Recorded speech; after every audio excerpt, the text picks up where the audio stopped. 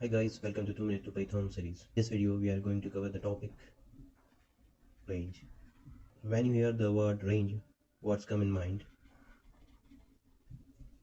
For example, take any shopping app and you want to buy some product. You want to specify the price range for it. What you will give there? There you will give start price and end price.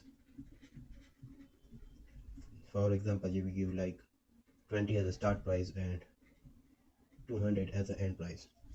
So the product which are coming, whose price is coming between 20 and 200, all products are displayed in the list. If we give same analogy to the Python range by definition is a sequence of number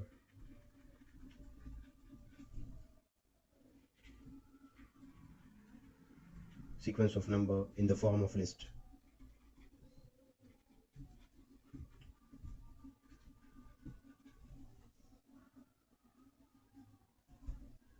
Having start point whose default value is 0, stop point the sequence stop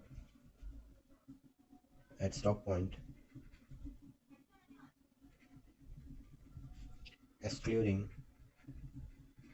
stop point means the stop point is excluded from the sequence or the output of the list we are getting. And the third is the step. The step, or we can say it as an increment by which sequence of number will increment in each step.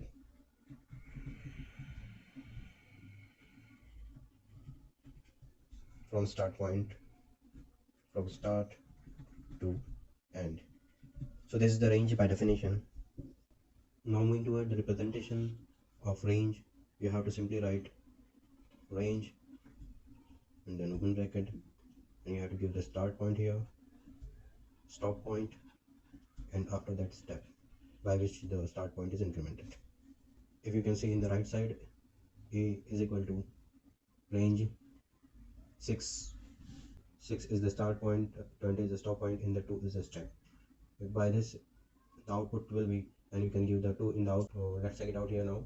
If we are in the Revit, A is equal to range, then start point, then end point, 20, then step 6. When we hit on the run button, it will give us the output. In the start point is 6, then it's incremented by 2, that is 8, then 10, 12, 14, 16, and 18. Now here the last value, which is 20, that is excluded, which we already said in this video previously. Now if you have given, there are 3 ways we can give the range value. If you are given like this, range, start point, stop point, step, this is how you will get the value. If you have given range and you have given only one argument here, like 20, so this is a stop point. At that time it became the stop point, and the start point will be as default 0, start point will be taken as 0, and step will be taken as 1. Now if you see in the right side, if we give only 20 here and we'll hit the run button, output will be from 0 to 19 and in the increment of 1. So we'll get a 20 value. Now 20 is excluded in that last value, the stop value is excluded from the range list. Now the third one is, if you have given like this range, for example minus 10 and 20. Now you can see in the right side, Python compiler will give minus 10 and 20. Hit the run button. Now all the values from minus 10 to 19 in the increment of 1, if you add 10 to 1, that is minus 9, minus 7, like that up to 19 is displayed in the list. So here 10 became the start point, 20 became the stop point, and the step will be taken as default 1. So this is the three ways in which you can give the range. Now see, if you want to get the output in the Python compiler, you have to write print here and you have to give the output. So I want to display the range inside the Python. First I will define it as a is equal to range start point stop point. If you want to give the step, you can give the step, otherwise we'll take one as an increment value, and I will have to give the for loop for it.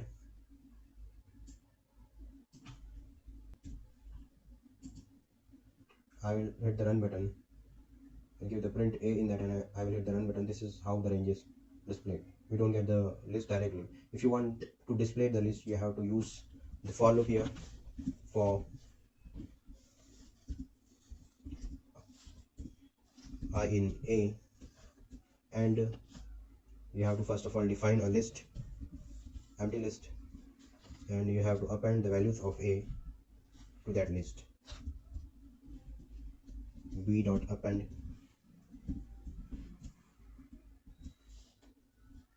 I, and if you print this B in your output and you hit on the run button, all the items of the list is displayed in your output. Now for what purpose range and sequence of number is used? First, what I can think of is to get the index of item in a list. How we can get it, we'll see it in our next video. And second, to create a list of numbers which can be used for giving numbers to parameters of Revit element. All for this video. We'll see you in the next video. Thank you for watching.